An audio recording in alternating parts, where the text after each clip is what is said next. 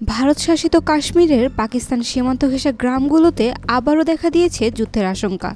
কাশ্মীর ইস্যুতে ভারত পাকিস্তান দুই দেশের উত্তেজনা বেড়ে যাওয়ায় সীমান্তের সাধারণ মানুষ পড়েছেন চরম নিরাপত্তাহীনতায়। এই ভয়ের মাঝে কাশ্মীরের তাজল গ্রামের মানুষ নিজেরাই তৈরি করেছেন মাটির নিচে শক্তপোক্ত বাংকার।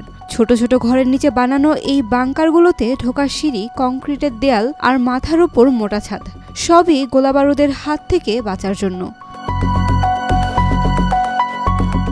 ইমরান আহমেদ নামের গ্রামের এক বাসিন্দা জানান, সীমান্তে গুলি শুরু হলে আমরাই প্রথম টার্গেট হই।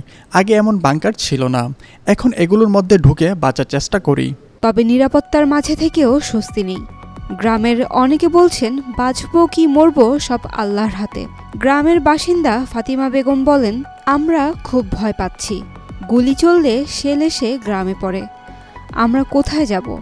থাকার আর কোনো জায়গা নেই। সম্প্রতি কাশ্মীরের পেহেলগামে হামলায় ২৬ জন নিহত হওয়ার পর দুই দেশের মধ্যে উত্তেজনা চরমে উঠেছে। পাকিস্তানের বিরুদ্ধে অভিযোগে তীর ছুড়লে ইসলামাবাদ তা অস্বীকার করে।